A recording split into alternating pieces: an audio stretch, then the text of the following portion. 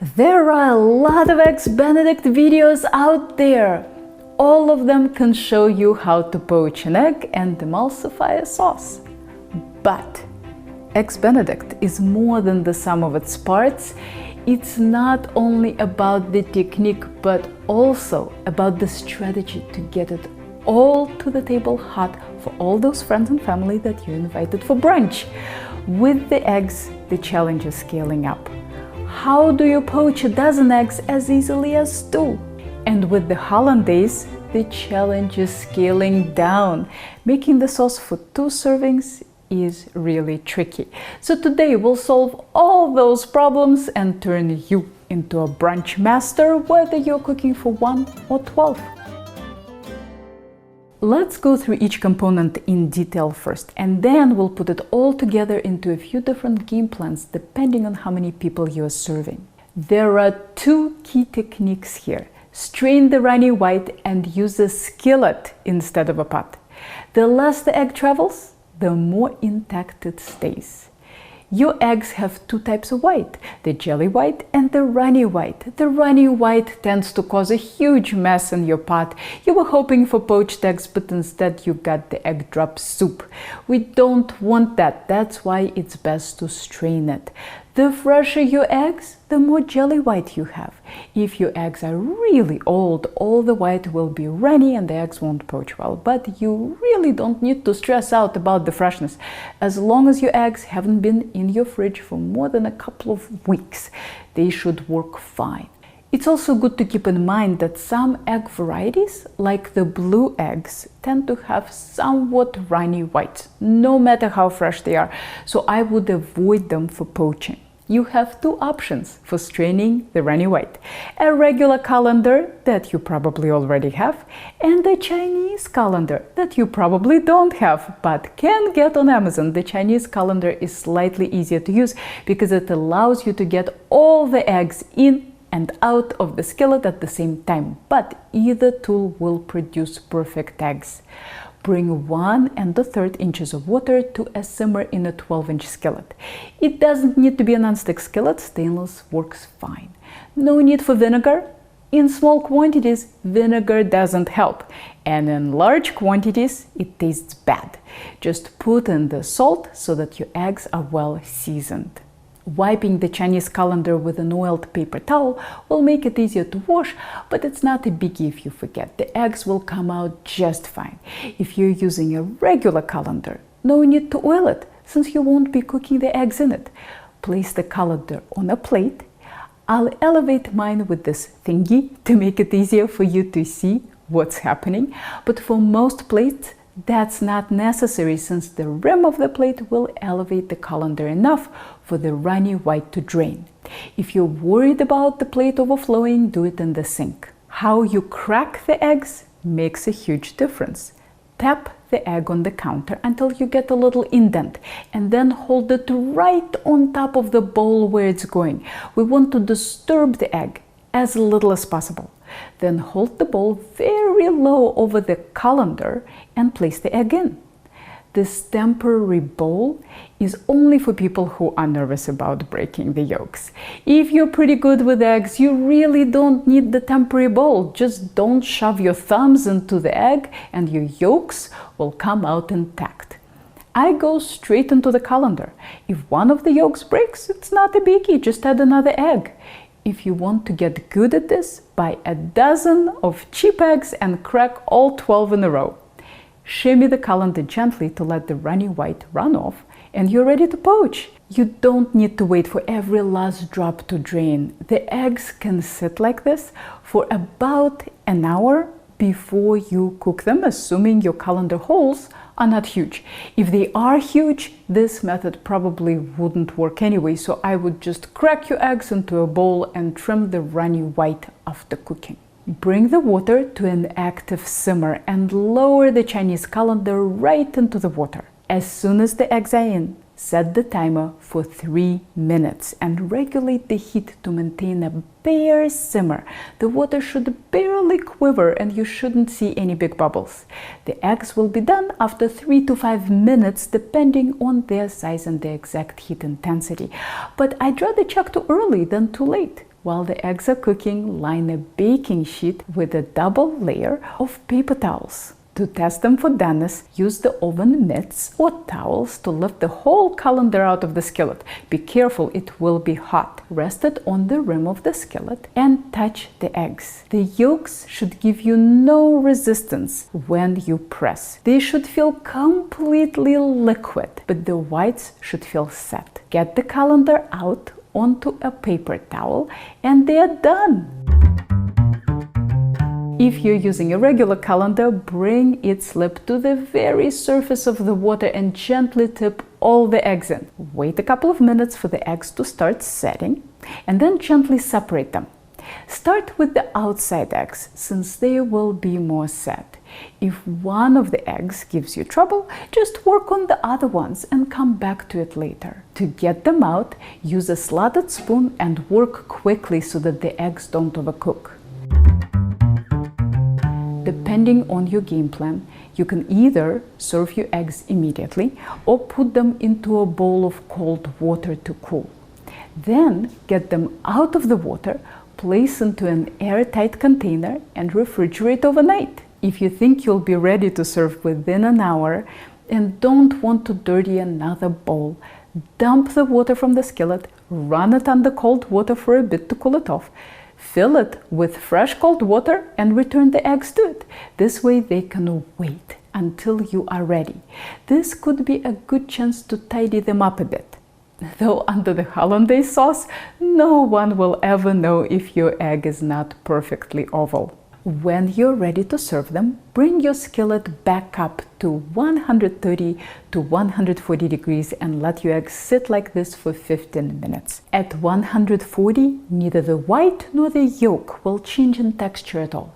If you don't have a thermometer, the water should feel barely hotter than your hot tap water.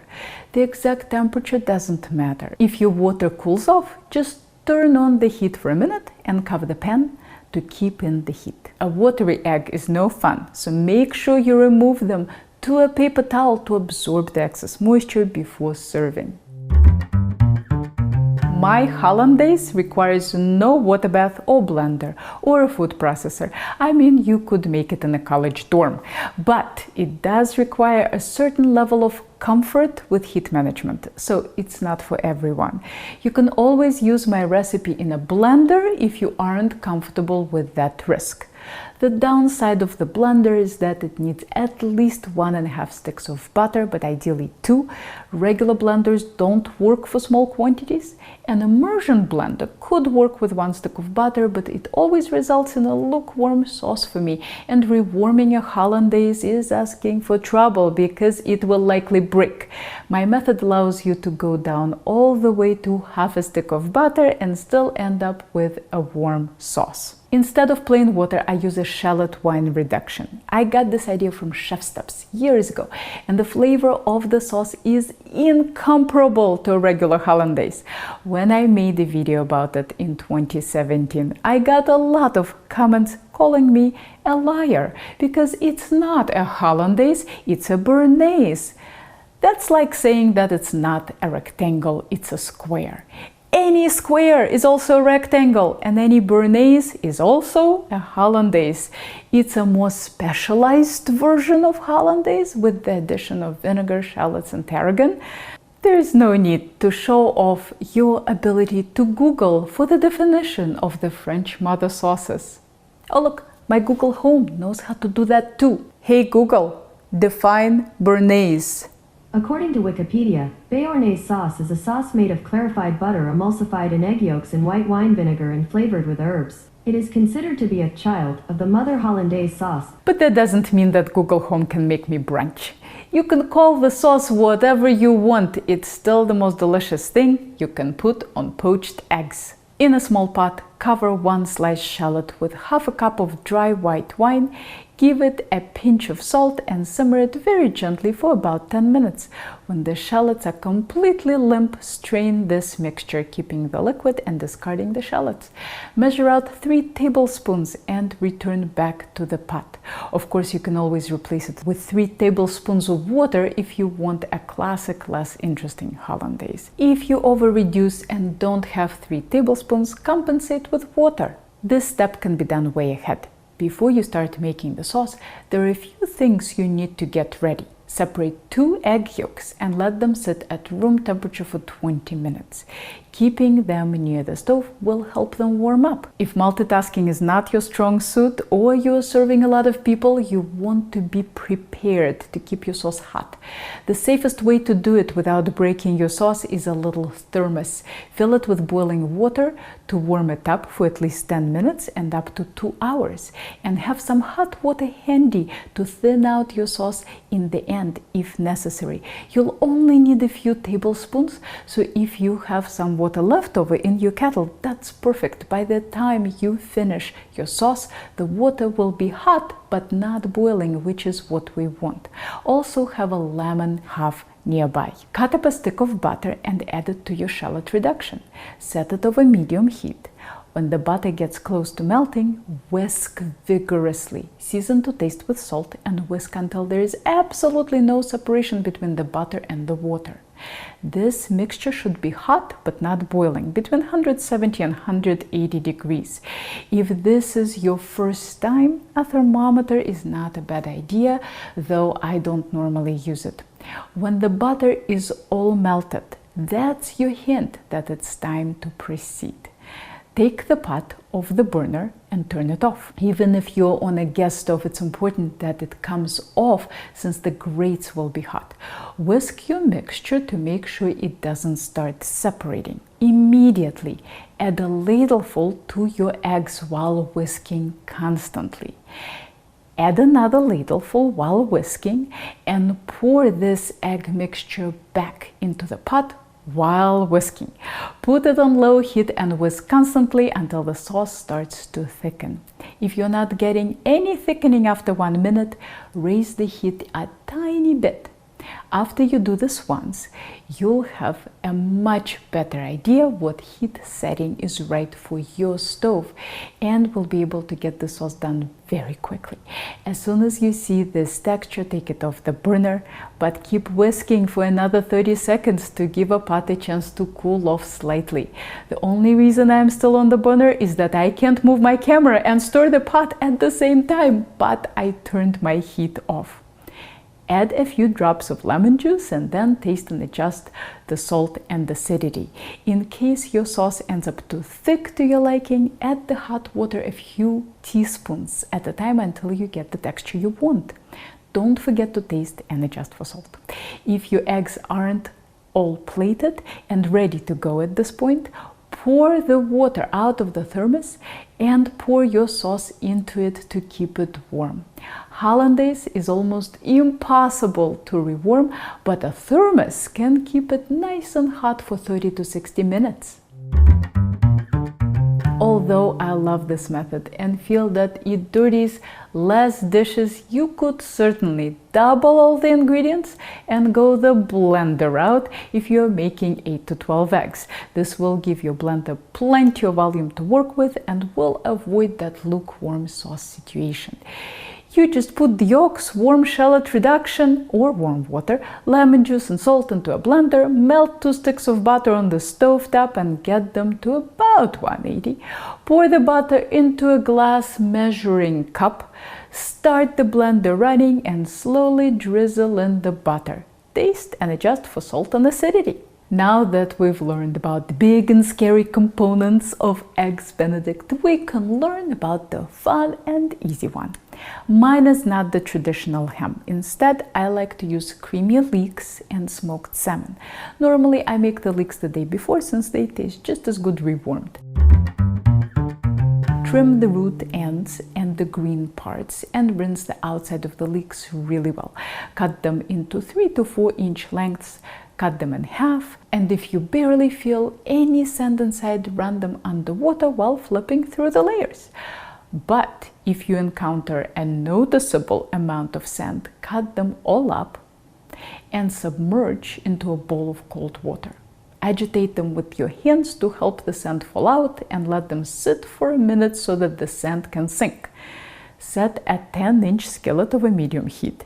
Add 2 tablespoons of olive oil and wait for it to get hot. Scoop out the leeks with a slotted spoon without disturbing the sand on the bottom and add to the skillet. It's okay that the leeks are wet, we're not trying to brown them. Sprinkle them with salt. Add a 1/4 cup of dry white wine. Stir, cover, and let them cook for about 10 minutes or until tender. Uncover and let the liquid evaporate. When you get a hint of browning, add a 1/4 cup of heavy cream and simmer for a couple of minutes. Take off heat and adjust for salt. To serve the eggs, you toast the bread of your choice in a bit of butter, top it with leeks, smoked salmon, a poached egg, Hollandaise, and ta-da! Works like a charm in a video, but how do you actually do it in real life? Let's have a moment of silence for our food porn shot, and then I'll tell you.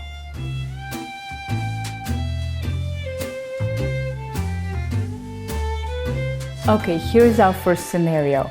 This is a good place to start. You're only cooking for yourself and maybe one other person so that you can get comfortable with all the components. If you want to cut the sauce recipe in half, that's completely fine. You can either skip the leeks or cook them the day before. Make your shallot reduction and get all your ingredients ready for Hollandaise. Bring a small skillet to a simmer for the eggs and strain them in a regular colander or using a slotted spoon. Or don't bother with straining if you don't mind tidying up your eggs after cooking. Set your oven to the lowest temperature, like 150 Fahrenheit. Get your bread toasting and warm up the leeks. Drop your eggs in the water. While they're poaching, assemble your toasts with leeks but no smoked salmon and place in the oven to keep warm. Start heating up the butter. Get the eggs out, put on a paper towel and put in the oven to keep warm. Finish your sauce and put it all together. Now let's talk about the more challenging scenario, a brunch for 4 to 12 people. Don't worry, we can do this. Here's the plan. Cook the leeks the day before. An hour before your company arrives, make the shallot reduction. Cut up the butter, squeeze the lemon, warm up the thermos, fill the skillet for poaching eggs with water, prep a baking sheet with paper towels, separate 2 yolks for the Hollandaise, strain all the eggs in the colander. When your friends arrive, turn on the oven to 150 degrees. Heat up the water for eggs. While you're waiting for it, warm up the leeks in a microwave or in a small pot. Give one of your friends a job. Ask them to toast the bread. Place it on a baking sheet. Top each toast with leeks and put it in the oven to keep warm. While they're working on that, you make the Hollandaise and put it into a thermos to keep warm.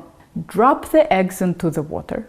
Get the toasts out of the oven and ask your helper to top each toast with smoked salmon and put them on plates. Meanwhile, your eggs should be done, so you can get them out and dry them off. Start placing them on plates and give your helper the thermos with the sauce so that they can follow right after you.